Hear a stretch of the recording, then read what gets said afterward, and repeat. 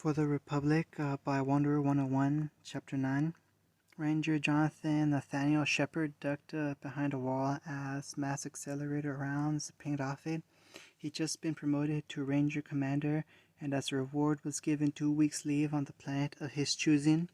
He chose Elysium since he heard it was nice this time of year. In hindsight, he should have chosen Eden Prime because only 4 days into his stay, the planet was blitzed by a massive force. Near him were a couple of members of the Elysium National Guard, a young man in his mid-20s, and a much older man taking pot shots at the invaders. They were guarding the entrance to one of the emergency vaults, and judging from the corpses of their fellow National Guard around them, they were fighting a losing battle. Dodging enemy fire, he ran over to their position. "Citizen, this is an active combat zone," said the older man, who was a sergeant. "Get inside the bunker. You'll be safe there." "My name is Ranger Commander Shepard.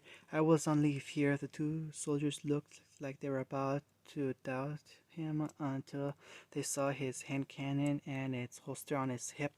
"Well, Commander, you sure picked a shitty time to go on leave," said the young man, wincing as a chunk of the wall got blown off. "Tell me about it. Do you have any reinforcements on the way?" Shepard asked, picking up a rifle and a vest of a dead soldier. "Everyone else is either dead, cut off, or in the middle of their own fight. Me and the private here are the only guys in the immediate area. Those bastards must have been planning this for a while, 'cause they cut us with our pants down. Who the hell are they anyway?" "Judging from the armor, weapons, and their physical profile, I'd have to say they're Batarians," said Shepard. "I didn't even know the Four Eyes were sore at us," said the private. "They're probably here for slaves. I heard they raid colonies all the time, but Elysium isn't some frontier colony. We're a full state in the United Republic. It'll be war, I say," replied the old man, who was peeking over the wall as the fire began to quiet down. "They most likely believe the rumor circling around the galaxy that we're a paper tiger," said Shepard as he joined the sergeant in looking over the wall. The Batarians were up to something. "But we beat the Turians on Vietnam," said the private. "They're considered the best military in the galaxy." "Correction, we beat a small patrol group under the command of a mad general. A lot of Turian higher-ups have been spotting that if it was an actual military force under command of a competent commander, the results would have been different. One of their more prominent admirals recently released a statement doubting the combat efficiency of human ships, saying that their vast size will make them easy targets." "That's bullshit," said the private who joined them in watching the Batarians' strange behavior. "It's bullshit, and the galaxy believes, however. Add in the fact that outside the occasional pirate, our fleet is still unproven. To most of the galaxy, we do seem to be a paper tiger." The Batarians decided to see if it was true. "Commander, the Batarians seem to have gotten a big group of reinforcements, among other things," said the now frightened sergeant. "Holy shit, is that a tank?" breathed the private. "Things just keep getting better," said Shepard, raising his rifle as the Batarians charged their position. "Republic News Network, you give us 10 minutes and we'll give you the galaxy. Crisis on Elysium. A large slaver raid took the planet by surprise earlier today. Slaver forces ran amok for over an hour before the URSF First Fleet relieved the battered defenders. Over 3,000 are dead or wounded, and under 200 are missing, presumed kidnapped by fleeing slavers. Estimates put the damage at over 3 billion credits." In much brighter news, the inhabitants of one of the larger Elysian vaults managed to avoid being captured by slavers due to the efforts of 3 valiant soldiers who single-handedly held off over 200 slavers with armor support. Ranger Commander Shepard managed to destroy 3 tanks and had 97 confirmed kills before they were relieved by Republic forces. Commander Shepard is slated to receive both the Ranger Badge of Courage and the Republic Medal of Honor. Sergeant Daniel Keaton and Private Conrad Werner are to also receive the Medal of Honor. They both plan on leaving the Elysium Guard. This just in, AIs with Republic intelligence have just finished cracking the firewalls of captured slaver ships. They revealed that this attack was carried out by slavers under the employ of the Batarian hegemony, who planned and funded this attack. And with this information, the Wanderer has called an emergency session of the Senate with the goal of declaring war. For too long, the Batarian hegemony believed that they can raid whenever and wherever they please. Well, I say no more, said the Wanderer. As of this moment, a state of war exists between the United Republic of States and the Batarian hegemony. In a shocking wave, the Wanderer has asked other heads of state not to join, and as per the Extraterrestrial Defense Treaty stated, the United Republic can handle this alone. Later we'll bring you the URSF's first attack on Batarian territory, but now a message from our sponsors. Are you an alien national, want to become a citizen but don't want to go through the long hassle of standard immigration procedures? Looking for a little danger? The Republic Foreign Legion may just be for you. After a mandatory term of service, you will be awarded citizenship. No questions asked. Any and all species are accepted. So head on down to your local Republic consulate and join up. And remember, service guarantees citizenship. 3 days after Elysium attack, URSF 3rd Fleet, Vander-class dreadnought Resolute, approaching Torfin. Dicky little world, isn't it? Said Admiral Roth. A real hive of scum and villainy, sir, Maya, the ship's AI replied. Star Trek New Frontier, right. Teased Roth, catching the reference. Do you have a better description? No. It's a very appropriate one. Once we're done here, I doubt anyone will be able to tell the difference. What's the plan of attack, sir?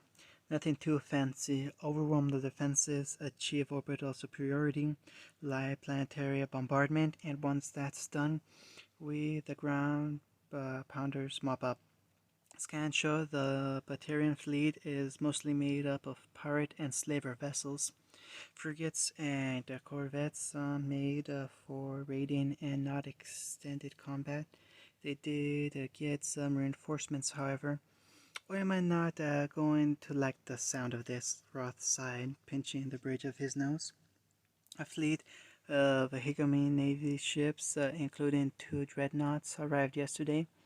The admiral in charge has whipped the pirates and slavers into something that might actually pose a threat. That's what I get for thinking this was going to be easy. Tell the fleet to prepare all fighters and bombers. Things are going to get interesting. The Resolute continued on towards Torfan with 2 Hunter-class cruisers, the Avenger and Crusader, covering its flanks.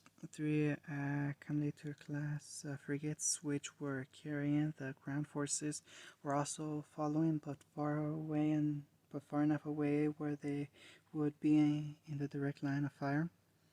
Along with them was the Citadel News Network ship, which was invited by the Wanderer. Officially, they were there to observe the battle. Unofficially, they were only allowed so that the galaxy can see what happens when you underestimate the Republic. As the Republic fleet approached the Batarian fleet over Torfin, began to get into defense position. Though the Batarians were initially surprised that the Republic's retaliation came so swiftly, the surprise quickly gave way to arrogance. They only sent in 6 of their oversized ships. The defense fleet over Torfan had over 100 ships, which included 2 dreadnoughts of the Heroman's Navy that had been sent to bolster their forces. Their mass accelerators should be sure to gut those oversized ships, which didn't even have mass accelerators of their own. The commander of the Torfin's forces, an admiral in the Hegemony Navy, swelled with pride and confidence. Pride in the fleet his superiors gave him, and absolute confidence that it will put the humans in their place. His forces, greatly outnumbered, and outgunned those of the humans who sent a force so laughably small he almost felt insulted. Still, his prestige could only increase if he wiped out these human upstarts. Target the biggest ship, he ordered. The morale will be shattered once we take out that oversized hunk of junk. The crew hurried to comply with the Admiral's order. In a few moments, the Dreadnought's mass accelerator fired, sending a slug towards the Republic ship at a fraction of the speed of light. The slug streaked across space until it struck the ship dead center, but to the Batarians' disbelief, it had done no noticeable damage. "What happened? This should be a burning pile of slag," yelled the Admiral. "Maybe it packed it on their shields," suggested an ensign who immediately regretted his decision when the Admiral ran at him. "They don't use element zero," the Admiral roared. "How could they probably have shields?" "That caused a slight shudder," said Admiral Roth when the Batarian mass accelerator round impacted. "Maya, what's the drain on our shields?" "Shields are down to 87.3%. Not as much as I was expecting, seeing how much the other race hype up their dreadnoughts, but it still hurt. If we were put under sustained fire, how long will the shields hold?" Roth asked. "If we shut down non-essential systems, we could last a while, though in an extended battle we'll be relying a lot on our armor." "How long until we're in firing range?" "About 3 minutes, sir.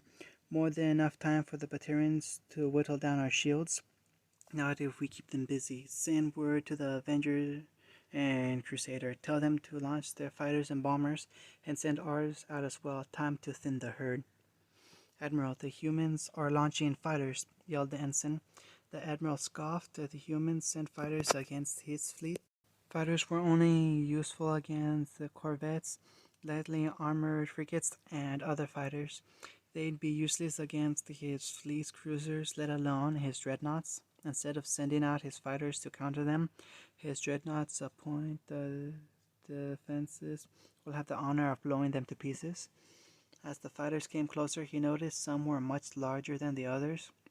They had a strange, almost antiquated look, design with large wings, making it appear more like a primitive aircraft than a space vessel. The smaller fighters were only a little better, having a much smaller profile, but still being much larger than a normal fighter. It seems these humans couldn't even build the fighters correctly. Suddenly, one of the larger fighters fired something. They were moving so fast that he only caught a glimpse at what looked like a blue ball of swirling energy before they struck his ship. The ship lights and consoles flickered, with some shutting off completely. As his crew worked to restore power, the human fighters fired more of those energy blasts, these being purple. The ship shook and shuddered violently as whatever those things were did their damage. Looking out the bridge windows, he could see those fighters strafing the other vessels in his fleet, with everything smaller than a cruiser becoming nothing but scrap after a single hit. "Damage report," the Admiral yelled. "Did those things get past our shields?" "The first attack completely fried the ship's system," said an ensign. "The mass accelerator and shields were brought down along with almost all our non-essential systems. We're lucky we didn't lose life support." "How long will it take to bring them back online?" he demanded. "A few minutes at least." "You've got one." The Admiral turned his gaze back towards the window just in time to watch the fleet's other dreadnoughts explode in a brilliant ball of fire. How could mere fighters do this? His attention was brought back to the Republic's fleet when a cruiser exploded after being hit with a storm of blue energy blasts. The Republic's main fleet had just entered firing range and now destroying his fleet one by one with overwhelming fire. In another circumstance, he would be impressed at the rate of fire those ships possessed, but not when it was his fleet they were firing upon. "Where are those weapons, ensign?" he roared. "I'm trying, sir," the ensign yelled back, typing fiercely. "Try harder, or it won't be the humans that'll kill you." "Admiral, look," said his CEO, pointing out the bridge window. He just managed to catch the glimpse of a B-71 Star Fortress dropping its payload of proton bombs, turning his ship into a fireball that could be seen from Torfon's surface. Some folks are born made to wave the flag. Oh, they're white and baby blue. And when the bands play Hymn of Liberty, oh, they paint the cannon to you. They point the cannon to you, Lord. It ain't me, I ain't no senator's son. It ain't me, I ain't no fortunate one. No. Alright, Sarge, we get it, you're old. Can you put on something a bit more modern? Like hell, I'm putting on that techno shit you kids are listening to these days. You gotta respect the classics. It's a hell of a lot better than this old people music. Speak for yourself, Rawlings. I like the Sarge's taste in music and not that hipster crap you listen to. Just because I listen to something new and obscure that makes me a hipster? Yes, this is what Shepard had to listen to for the past few days.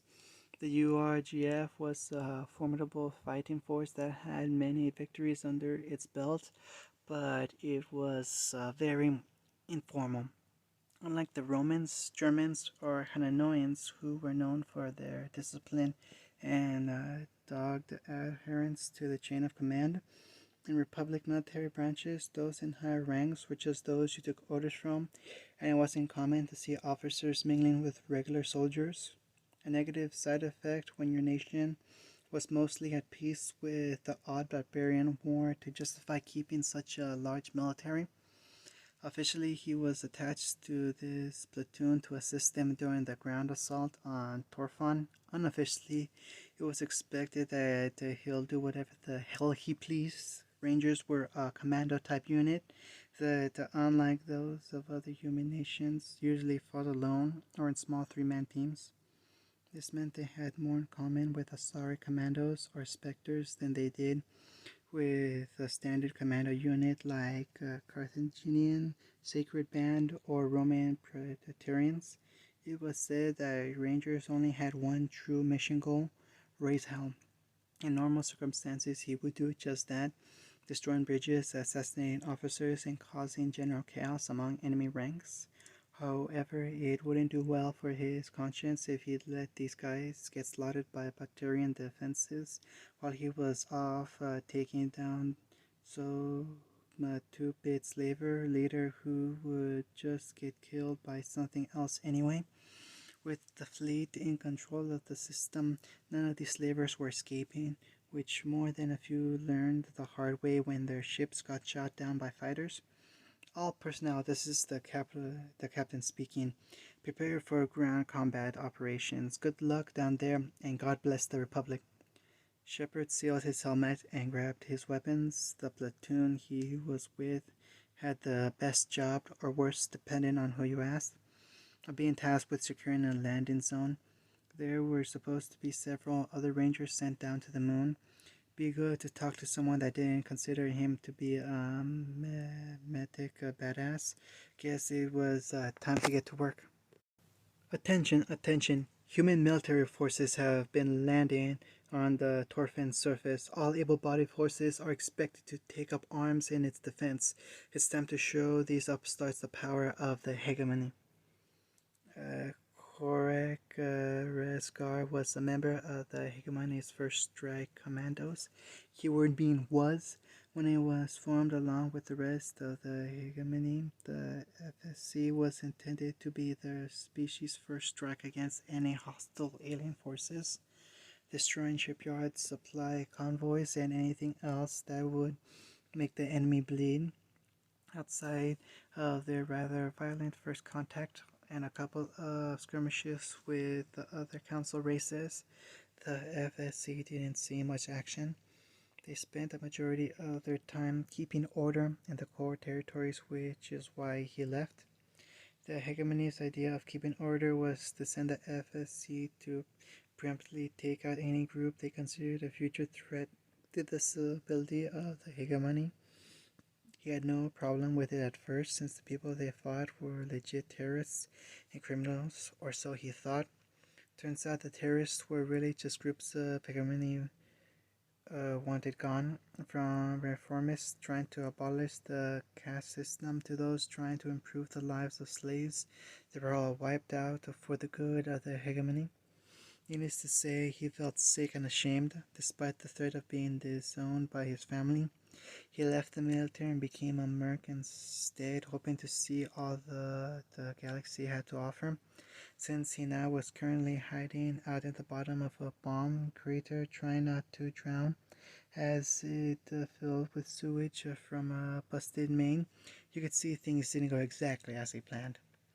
Right now, his options were to climb out of this crater and get shot before he could surrender, climb out of this crater and surrender only to get shot by a trigger-happy human, stay and drown in sewage, climb out, surrender, and spend the rest of the war on a beach surrounded by scantily clad Asari and Batari females.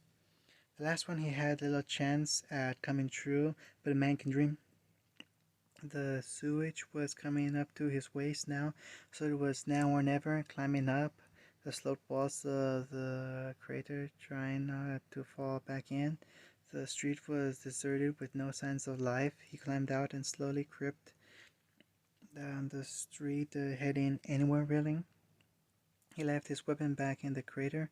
If he ran into humans, they'd hopefully be reluctant to shoot an unarmed soldier, and if he ran into other Praetorians, he couldn't get sent back out if he didn't have a weapon. It was quite a while before he came across anyone due to him being so careful.